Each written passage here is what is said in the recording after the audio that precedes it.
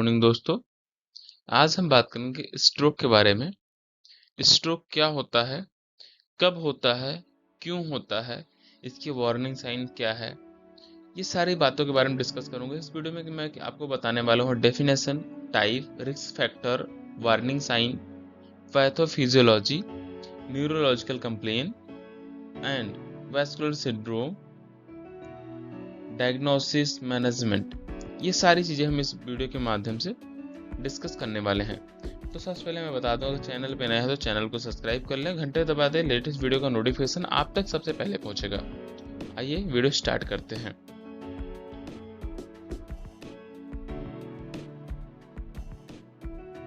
Definition.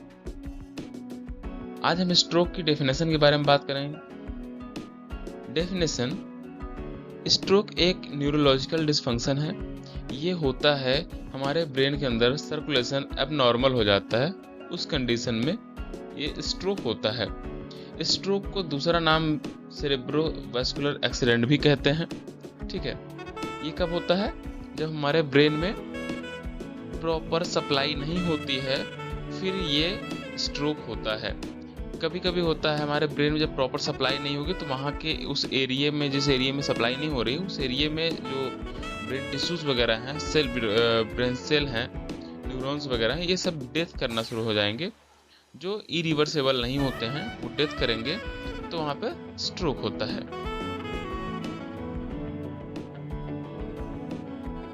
इसके बाद हम बात करें इसके बारे में क्लासिफिकेशन के बारे में। अब ये भी जान लें स्ट्रोक कितने टाइप का होता है। स्ट्रोक मेनली टू टाइप्स के होते हैं। एक इस्चेमिक स्ट्रोक होता है, एक हेमरेजिक स्ट्रोक होता है। इस्चेमिक स्ट्रोक जो होता है वो 87% मिलता है मार्केट देखने को, और हेमरेजिक स्ट्रोक 13% देखने को मिलता है। इस्चेमिक स्ट्रोक में साफ साफ दिख रहा है कि इस्चेमिक वर्ड मतलब ऑक्सीजन की कमी। ठीक है, इस्चेमिक स्ट्रोक में क्या होता है, हमारी वेसल्स में, हमारी आर्टरीज में एक क्लॉट जमना स्टार्ट हो जाता है, फैट का एक्यूमुलेशन होना स्टार्ट हो जाता है, जिसकी वजह से ब्लड का प्रॉपर सर्कुलेशन नहीं होता है। तो हमारे ब्रेन एरिया में, फोकल एरिया, हमारे सर्कुलेशन प्रॉपर नहीं होता है, ऑक्सीजन लेवल नहीं पहुंच पाता है, जिसकी वजह से इस्चेमिक स्ट्रोक होता है। वहां पे क्लॉट बन जाते हैं, जिसकी वजह से आगे ब्लड सप्लाई नहीं होती है, फिर वो स्ट्रोक कॉज करता है। और हेमरेजिक स्ट्रोक क्या होता है? हेमरेजिक स्ट्रोक, हेमरेज वर्ड का मतलब है रैप्चर से होता है। ठीक है, ये इसमें क्या होगा कि ब्रेन हेमरेज जो होता है उसी से रिलेटेड है। हमारे ब्रेन की वेसल्स जो होंगी, आर्टरी जो होंगी, वो रैप्चर हो जाएंगी। रैप्चर होने से क्या होगा, हमारे वहाँ उस एरिया में, जिस जगह पे रैप्चर होगी वहां पे ब्लड फ्लो होगा, इंटरनल ब्लीडिंग होगी। ठीक है, उसमें क्या होगा, जब इंटरनल ब्लीडिंग होगी तो वहां पे ब्लड बाहर आएगा। तो ब्लड बाहर आने के बाद इडिमा या हार्निएशन होगा। तो ब्लड क्या होगा कि वो किसी अदर पार्ट पे जाएगा, वहां पे प्रेशर करेगा, जिसकी वजह से उस एरिया का जो फंक्शन रहेगा, ब्रेन जिस ब्रेन के जिस पार्ट में ये प्रेशर डालेगा, और वो पार्ट किस काम में आता है, मोटर रिस्पॉन्स कर रहा है या फिर सेंसरी रिस्पॉन्स कर रहा है, तो वहां पे क्या होगा कि उसका फंक्शन स्लो हो जाएगा। ठीक है, फंक्शन कम होना स्टार्ट हो जाएगा। वहां पे फंक्शन जब कम होगा तो स्ट्रोक कॉज करेगा। इस्चेमिक स्ट्रोक देख रहे हैं। इसमें इस्चेमिक स्ट्रोक में क्या होता है कि फैट का एक्यूमुलेशन हो जाता है हमारे आर्टरीज में, और वहां पे जब ब्लड प्रॉपर फ्लो नहीं होता है तो ब्लड का क्लॉट बन जाता है, जो इस्चेमिक स्ट्रोक होता है।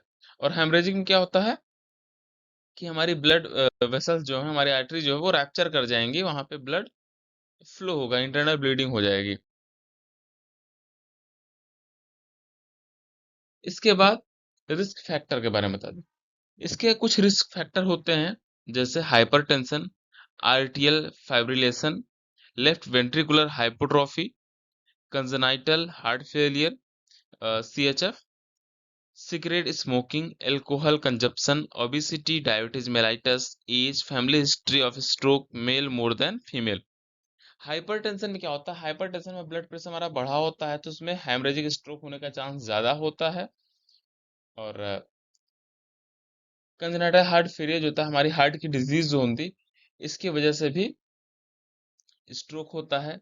ज़्यादा हम स्मोकिंग करते हैं फिर भी हो सकता है, अल्कोहल का कंजप्शन ज़्यादा ले रहे हैं फिर भी हो सकता है, और ओबेसिटी अगर हमारी ज़्यादा है तो भी हो सकता है। डायबिटीज मेलाइटस केस में भी होता है। एज 55 के बाद स्ट्रोक होने के चांसेस रहते हैं। फैमिली हिस्ट्री पहले अगर परिवार में किसी के स्ट्रोक है तो स्ट्रोक आप तक भी आने का चांस होता है। फीमेल की अपेक्षा मेल में ज़्यादा स्ट्रोक आता है।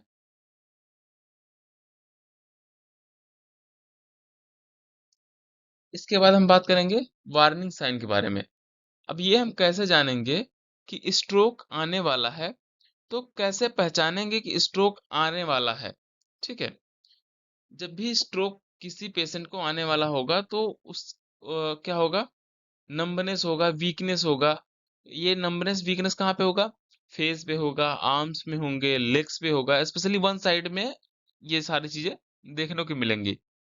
सडन कंफ्यूजन, बातचीत करने में उसको दिक्कत होगी, बोलने में उसकी जबान लड़खड़ाना स्टार्ट होगी और समझने में भी दिक्कत होगी उसको।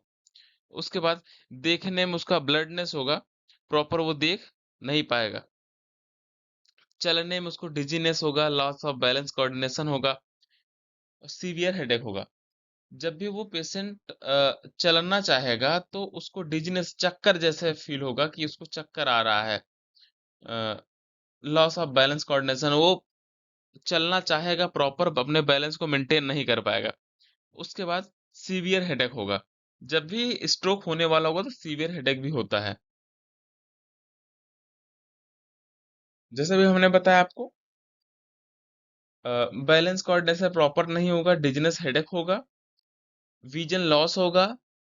ठीक है, फेस का फेस एक्सप्रेशन डाउन होगा, वन साइड मसल वीक होंगी, आर्म्स का मूवमेंट तो करेगा बट वीकनेस होगी। ठीक है, स्पीच में डिफिकल्टी होगी। अगर हम ये सब देखेंगे कितने टाइम पहले स्ट्रोक इसको हुआ था, या फिर फर्स्ट टाइम स्ट्रोक आ रहा है। ठीक है, तो ये सारी चीजें अगर हमको देखने को मिलेंगी। इसके बाद हम इसका जान लेते हैं पैथोफिजियोलॉजी ऑफ स्ट्रोक। ठीक है, पैथोफिजियोलॉजी ऑफ स्ट्रोक में क्या होगा कि interruption of blood in brain, brain के अंदर ब्लड का इंटरप्शन होगा जो प्रॉपर सप्लाई नहीं करेगा। उसके बाद इरिवर्सिबल सेल डैमेज होंगी। इरिवर्सिबल जब सेल डैमेज होंगी, जो सेल रिवर्सिबल होने वाली नहीं है वो सेल अगर डैमेज होंगी, तो वहां पे ग्लूटामेट एंड अस्पार्टेट, ये एक केमिकल रिलीज होगा जिसकी वजह से सेरिब्रल एडीमा और ब्रेन हार्निएशन होगा। ठीक है, सेरिब्रल एडीमा होगा, ब्रेन हार्निएशन होगा। जब भी वहां पे कोई एडीमा बनेगा तो उसकी वजह से भी हमारे ब्रेन में प्रेशर पड़ेगा, फंक्शन प्रॉपर नहीं करेगा ब्रेन हार्निएशन। हमारा ब्रेन का कुछ पार्ट जो होंगे वो आगे पीछे हो जाएंगे। तो इसके बाद क्या दिखेगा मुझे, न्यूरोलॉजिकल साइन देखने को मिलेंगी। ठीक है, अब हम ये जान लेते हैं कि किस आर्टरी में ब्लड का क्लॉट हुआ या फिर रैप्चर हुआ, फिर उस पर्टिकुलर आर्टरी में अगर होने से क्या क्या क्लिनिकल फीचर्स दिखेंगे। ठीक है, वेस्कुलर सिंड्रोम ऑफ ब्रेन, अगर एंटीरियर सेरिब्रल आर्टरी में अगर होता है तो क्या क्या फीचर्स दिखेंगे। लेस कॉमन स्ट्रोक होता है ये क्या होता है कि बहुत कम मात्रा में इस आर्टरी में स्ट्रोक होता है। अब ये जान ले कि इसके पहले कि ये आर्टरी सप्लाई किस किस पार्ट को करती है। तो हमारी जो एंटीरियर सेरेब्रल आर्टरी होती है वो सप्लाई करती है फ्रंटल पेराइटल लोब को, कार्पस कोलोजम को, बॉटम ऑफ सेरिब्रम, मतलब इस एरिया को ये सप्लाई करती है। तो इसके बाद हम देखते हैं, अगर इसमें क्लॉट बनता है, इसमें रैप्चरेशन होता है, तो क्या क्या क्लिनिकल फीचर्स देखने को मिलेंगे। डिसआर्थरिया, अफेजिया, इसमें क्या होगा कि उस पेशेंट को बातचीत करने में डिफिकल्टी होगी, difficulty of speech and language, बातचीत करने में उसको डिफिकल्टी होगी। इसके बाद यूनिलैटरल एंड कैंट्रालैटरल मोटर वीकनेस होगा। इसमें क्या होगा कि उसका यूनिलैटरल या एक साइड या फिर अपोजिट क्रॉस में होता है, मतलब जिस साइड का ब्रेन ब्रेन में दिक्कत आई है, दूसरे साइड का ये वीकनेस होगा। वीकनेस किस में होगा? लेग में होगा, शोल्डर होगा, आर्म में होगा, हैंड में होगा, फेस में होगा। इसके बाद लेफ्ट लेफ्ट लिम्ब अफेक्सिया। इसमें क्या होगा कि हमारा जब जैसे अब लेफ्ट लिम्ब में अगर वीकनेस हुआ है तो हमें मूवमेंट करने में डिफिकल्टी होगी। उसके बाद यूरिनरी इनकॉन्टिनेंस। यूरिनरी इनकॉन्टिनेंस में क्या होगा कि हमारा जो ब्लॉडर होगा, ब्लैडर के ऊपर हमारा कंट्रोल खत्म हो जाएगा। कोई जब भी पेशेंट को स्ट्रोक होता है तो उसका क्या होता है कि जो ब्लैडर होगा उसमें जो स्पिंचर प्रेजेंट होते हैं, वो स्पिंचर पे कंट्रोल खत्म हो जाएंगे तो यूरिन कभी भी पास आउट हो सकती है। ठीक है, ये देखने को मिलेगा। Weakness and sensory loss of contralateral leg. इसमें क्या होगा, कंट्रालैटरल लेग में वीकनेस भी होगी, सेंसरी लॉस भी देखने को मिलेगा। इसके बाद हम देखेंगे मिडिल सेरेब्रल आर्टरी। ठीक है, मिडिल सेरेब्रल आर्टरी में अगर ये देखने को एमसीए भी इसे बोलते हैं, लगभग ये 90% स्ट्रोक इसी आर्टरी में आता है। ठीक है, क्योंकि ये हमारी largest artery in the brain, ये ब्रेन की लार्जेस्ट आर्टरी है। और ये कहाँ कहाँ सप्लाई करती है? Frontal and parietal and temporal lobe में ये सप्लाई करती है। अगर इसमें स्ट्रोक होता है तो पेशेंट को क्या देखने को मिले? कंट्रालैटरल वीकनेस होगी, सेंसरी लॉस होगा, लेफ्ट अफेजिया अफेजिक्स होगा, राइट निग्लेक्टेड पुअर मोटिवेशन होगा। कंट्रालैटरल मतलब एक साइड का ब्रेन और दूसरे साइड का वन साइड वीकनेस होगी। ठीक है, सेंसरी लॉस भी होगा, अफेजिया अफेजिक भी होगा। ठीक है, निग्लेक्टेड पुअर मतलब अब जब एक साइड में हमारा वीकनेस होगा तो दूसरे साइड से ही लगभग पेशेंट काम करना चाहेगा, और जिस साइड में अगर ये दिक्कत आए उस साइड को नेग्लेक्ट करना स्टार्ट कर देगा। इसके बाद posterior cerebral artery syndrome. Posterior cerebral artery में अगर रैप्चरेशन या फिर क्लॉट होते हैं तो क्या क्या देखने को मिलेगा? तो सबसे पहले मैं ये जान लेता हूँ कि पोस्टीरियर सेरेब्रल आर्टरी हमारी क्या करती है। ऑक्सीपिटल लोब को सप्लाई करती है। अगर ऑक्सीपिटल लोब में ब्लड का सप्लाई प्रॉपर नहीं होगा तो क्या क्या सिम्टम्स देखने को मिले, क्या क्या क्लिनिकल फीचर्स देखने। अब ये हम जान लेते हैं 5 से 10% ही इस आर्टरी के स्ट्रोक आते हैं। जिसके पहले मैंने बताया 90% स्ट्रोक किसमें आते हैं? मिडिल आर्टरी में। ठीक है, और 5 से 10% स्ट्रोक आते हैं हमारे पोस्टीरियर सेरेब्रल आर्टरी में। ये अगर इस आर्टरी में स्ट्रोक आता है, क्लॉट जमते हैं, रैप्चरेशन होता है तो क्या देखने को मिलेगा? एक्यूट विजन लॉस, मतलब पेशेंट का विजन लॉस होगा।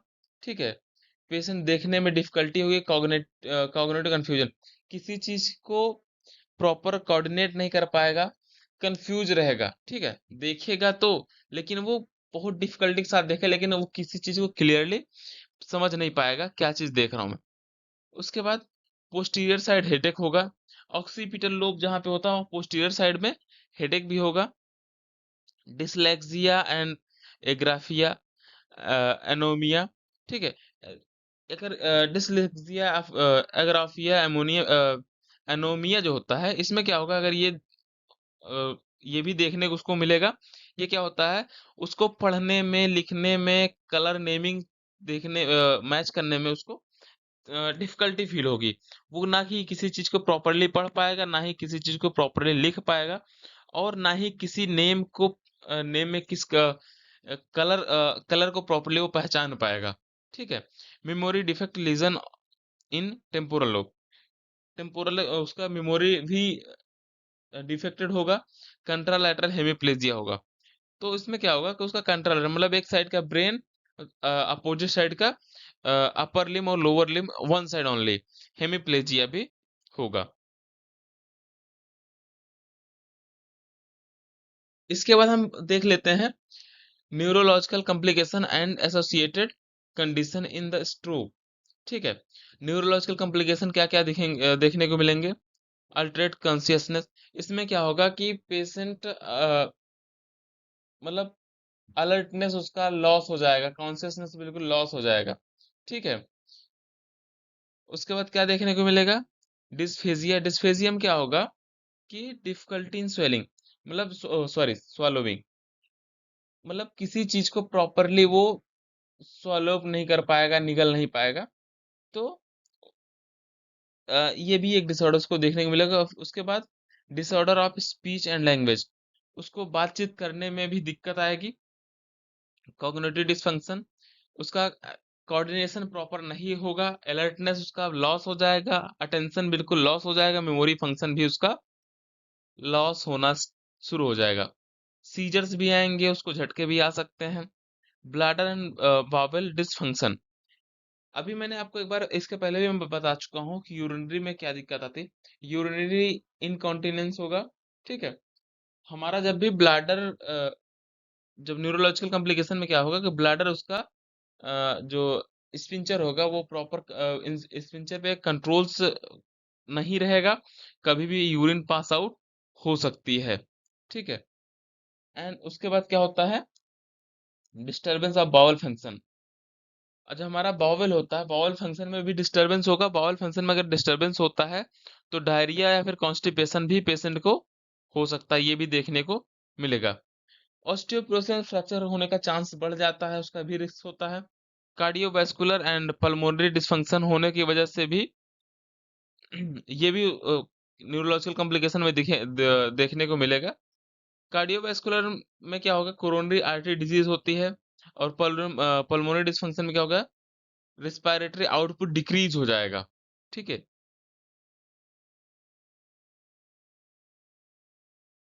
इसके बाद हम इसका देख लेते हैं डायग्नोसिस। डायग्नोसिस में क्या होता है कि हम उसको पेशेंट को डायग्नोस करेंगे कि किस आर्टरी में दिक्कत है, स्ट्रोक ही है या फिर कुछ और है, मतलब क्या क्या चीजें हैं, वो सारी चीजें हम डायग्नोसिस में चेक कर लेंगे। सबसे पहले हिस्ट्री कलेक्शन करेंगे। हिस्ट्री कलेक्शन में हम ये देखेंगे कि पेशेंट का इसके पहले कभी किसी फैमिली मेंबर्स को या फिर इसको स्ट्रोक आया है या नहीं है।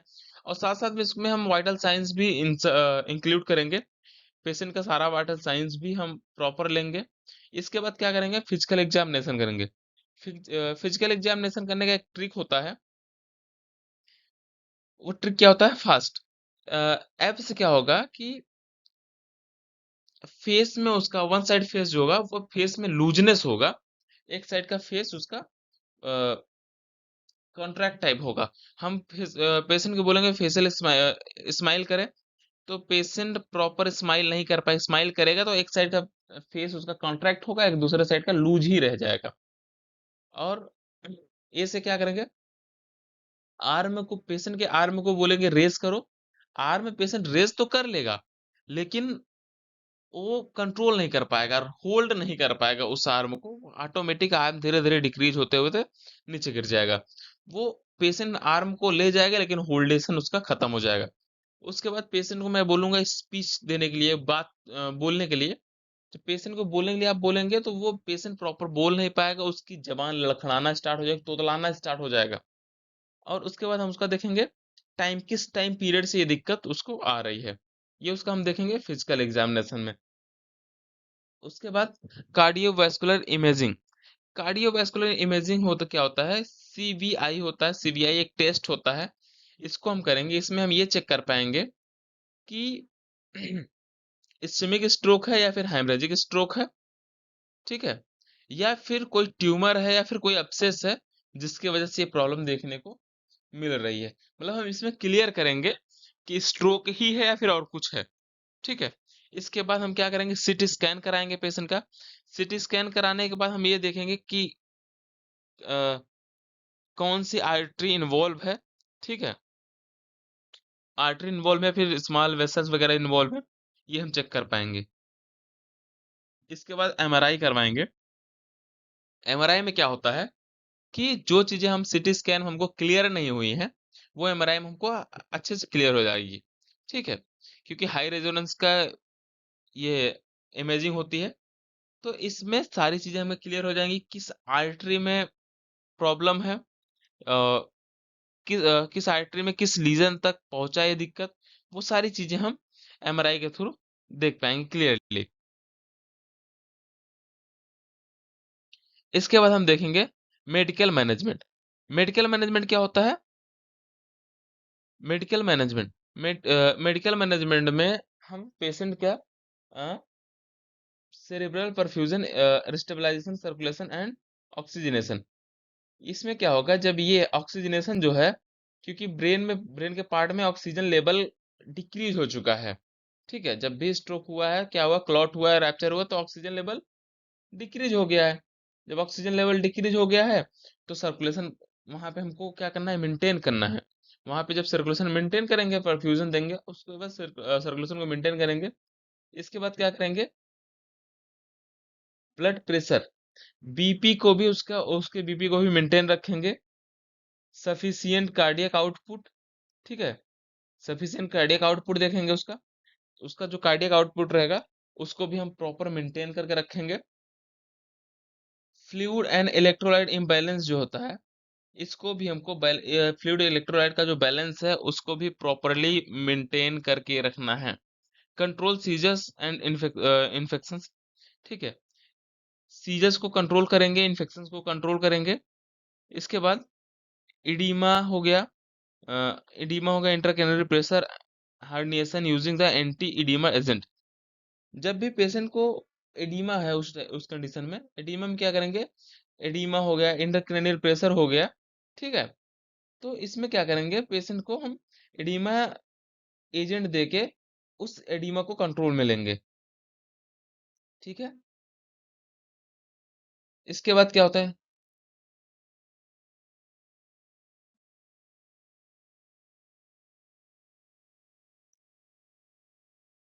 इसके बाद हम देखेंगे फार्माकोलॉजिकल मैनेजमेंट। फार्माकोलॉजिकल मैनेजमेंट में क्या होता है, हम्म फार्माकोलॉजिकल जो मैनेजमेंट होगा, इसमें हम क्या देंगे पेशेंट को, थ्रम्बोलाइटिक्स।